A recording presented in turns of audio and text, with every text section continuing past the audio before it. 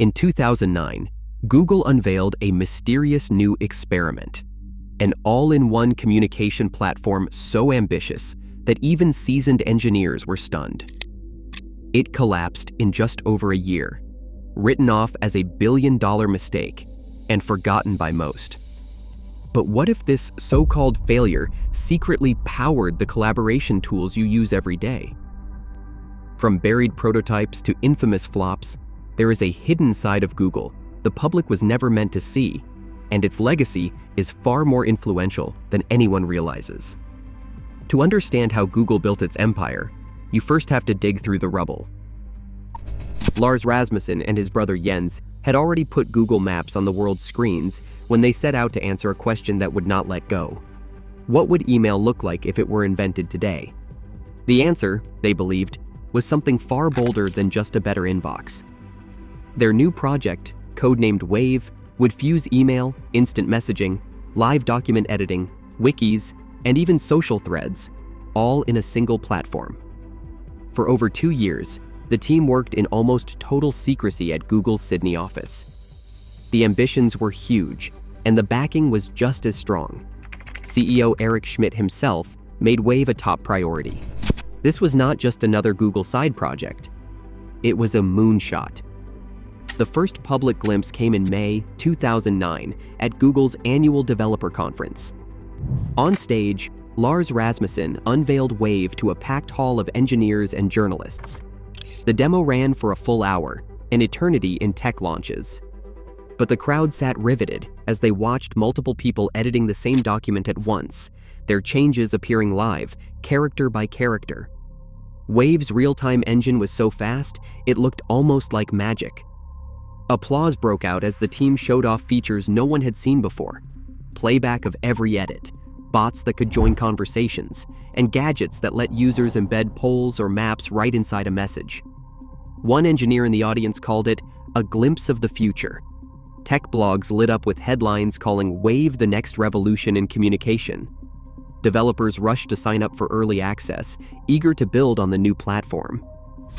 The expectations soared, not just inside Google, but across the tech world. Here was a product that promised to change how people worked, talked, and shared ideas. An all-in-one tool that could make email and chat look ancient overnight. The excitement was real, the ambition unmistakable. But as the buzz built, so did the pressure. Hold on a minute. If you're enjoying what you see so far, I hope you'll consider subscribing. It helps me preserve the history of these untold tech stories. Now, let's continue. Crept in. Early adopters poured into Google Wave, only to find themselves lost. There was no inbox, no familiar thread, just a blank canvas filled with possibilities, but no clear path. Even inside Google, employees struggled to explain what Wave was supposed to replace. The product's ambition became its own barrier.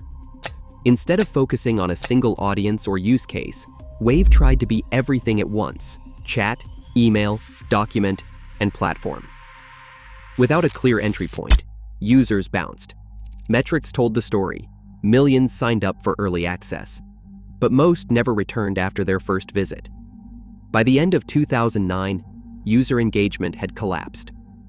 Internally, debates raged over whether to pivot, pause, or double down.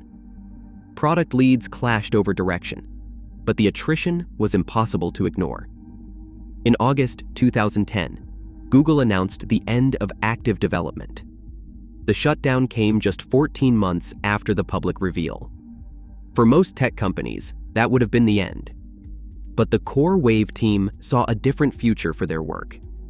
Buried inside Wave was an engineering breakthrough, a real-time operational transformation engine that let multiple people type in the same document, see each letter appear instantly, and never lose sync. This wasn't just fast, it was a new way to collaborate online. Rather than discarding it, Google's engineers began porting the technology to a new home, Google Docs. The migration wasn't simple. Wave's codebase was built for a sprawling, federated platform with bots, gadgets, and open protocols. Docs needed something leaner, focused on one thing: live document editing.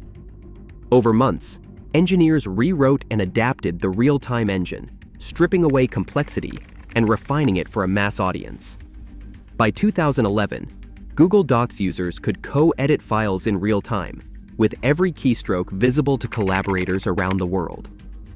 The magic of Wave lived on, hidden under a simpler, more familiar interface. Wave's public failure had cleared the way for one of Google's most enduring successes.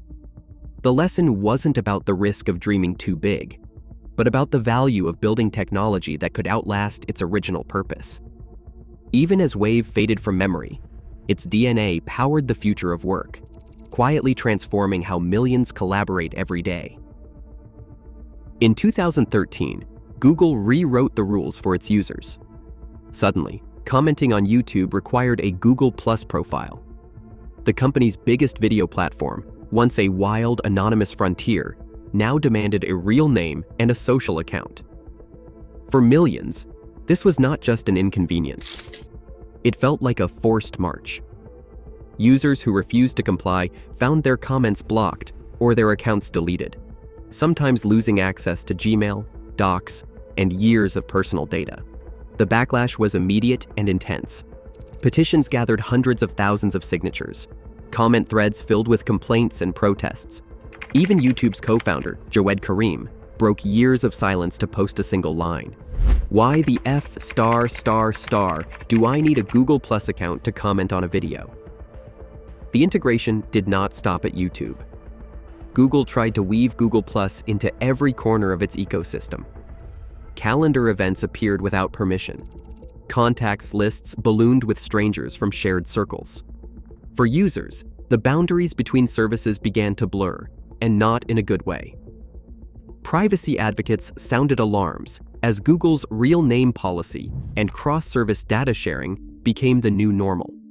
Accounts that did not match the new identity rules were sometimes wiped out entirely, locking people out of their email, photos, and documents with no warning. Inside Google, this was seen as a bold bet to unify its products and compete with Facebook's social graph. But outside, trust was eroding fast. The company's insistence on a single public identity for every service felt less like innovation and more like coercion. The harder Google pushed, the louder the resistance grew. What was meant to be a seamless, connected experience left many users feeling cornered and looking for the exit. In March 2018, Google's internal security team discovered a bug in the Google Plus People API. This flaw had quietly exposed private profile data, names, email addresses, and occupations of up to 500,000 users to outside developers. The vulnerability had existed since 2015, but Google only found it during a routine audit. Within weeks, the company patched the bug, but the damage was already done. For Google, the breach was not just a technical headache, it was a reputational crisis. Regulators were circling, and the company faced mounting pressure to explain why it waited months before disclosing the incident to the public. The fallout was swift. In October 2018, Google announced it would shut down the consumer version of Google Plus by August 2019, and later moved up the timeline to April 2019 after a second bug was found. What looked like a retreat was actually the start of a transformation. Google's engineers did not just pull the plug. They began stripping Google Plus for parts and salvaging the assets that worked. The backend that had powered Google Plus Photos was spun off and supercharged, becoming the foundation for Google Photos. This new service, launched in 2015, inherited cloud storage, fast sharing, and machine learning-driven organization from Google+. Within 3 years, Google Photos had over 1 billion users, far outpacing anything Google+ ever achieved. The unified sign-in system, first built to link Google+ profiles across Gmail, YouTube, and Android, survived the shutdown as well. What began as a way to force social integration became the backbone of Google's authentication strategy. Today, that single sign empowers everything from email to smart home devices, creating a seamless experience for users and a data goldmine for Google. Rather than burying the failure, Google's teams turned crisis into opportunity. The breach that forced Google Plus off the stage cleared the way for products that would define the company's next decade. What started as a scramble to contain a disaster ended with the creation of tools used by hundreds of millions every day. In 2012, Google Glass burst onto the scene with the kind of spectacle only Silicon Valley can muster. Tech journalists donned futuristic frames at launch events, snapping photos with a wink and streaming video from their own point of view. The device was priced at $1,500, more than most laptops at the time, and access was limited to a select group called Glass Explorers. Early adopters strutted through airports and coffee shops, drawing stares and questions in equal measure. For a brief moment, wearing glass was a badge of honor, a sign you were living in the future. But the honeymoon did not last. Almost overnight, the hype curdled into suspicion and mockery. The tiny camera perched above the right eye made people uneasy. Was that person recording you at the bar, snapping your photo in a meeting? Privacy fears exploded, and the backlash was swift. Bars and restaurants posted signs banning glass. The term "glasshole" spread from snarky tweets to national headlines, capturing the growing resentment toward users seen as both privileged and oblivious. Google scrambled to calm the uproar, publishing etiquette guides and even referencing the glasshole nickname in official blog posts. But the stigma stuck. What began as a symbol of next-generation innovation became a punchline, a wearable tech fantasy that collided headfirst with real-world discomfort. The consumer world was not ready, and glass was not welcome. As the buzz faded, Google would soon have to rethink where its sci-fi experiment actually fit. In July 2017, Google Glass reappeared, not in the hands of tech influencers, but on the floors of factories and in hospital corridors. The new Glass Enterprise Edition looked almost identical to the original, but everything about its purpose had changed. Gone were the days of public spectacle and awkward stares in coffee shops. Now, glass was being quietly fitted to the safety glasses of Boeing engineers, who used its heads-up display to overlay wiring diagrams while assembling aircraft. At AGCO, a major agricultural manufacturer, workers followed step-by-step instructions projected right before their eyes, cutting production times and reducing errors. Doctors at Dignity Health wore glass during patient consultations, streaming live video to colleagues for instant second opinions, all while keeping their hands free. The hardware had been upgraded for the demands of industrial use, with a better camera, longer battery life, and a more durable frame. But the real shift was strategic.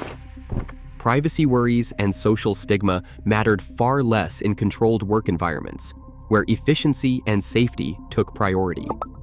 Early partners reported dramatic gains. Boeing claimed a 25% reduction in production time, and healthcare teams cut documentation work by hours each week.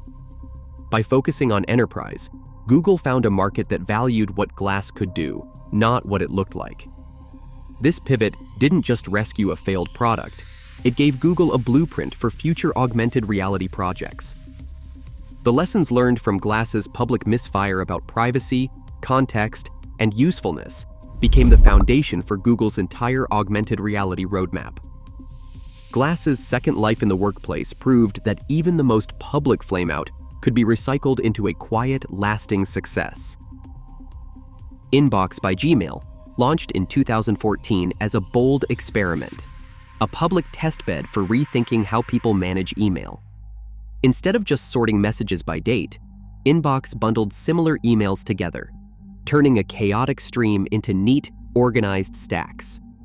Purchases, travel plans, and promotions each landed in their own smart groupings, making triage feel effortless. Swiping away bundles cleared dozens of messages in a single gesture.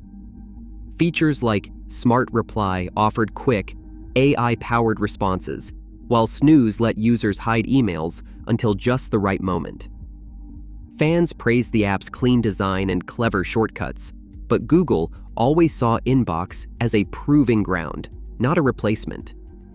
By 2018, nearly every major innovation from inbox, bundles, snooze, smart replies, and nudges had migrated into Gmail. Google announced Inbox would shut down in March 2019, folding its best ideas into the main platform. The experiment ended, but its DNA now shapes how millions handle email every day. Stadia launched in November 2019 with a bold promise. Console-quality gaming streamed instantly to any screen, no downloads or hardware required. Google sank hundreds of millions into custom data centers, GPU clusters, and a proprietary streaming stack, all built for response times under 100 milliseconds. But the vision faltered. Gamers complained of limited titles, missing features, and input lag that made fast-twitch games feel off. Publishers hesitated, and by January 2023, Google pulled the plug. The story didn't end there. Instead of mothballing the tech, Google quietly redeployed Stadia's core innovations. The low-latency video encoding and orchestration systems, designed to deliver 4K gameplay at lightning speed, became the backbone of Google Cloud Immersive Stream for XR.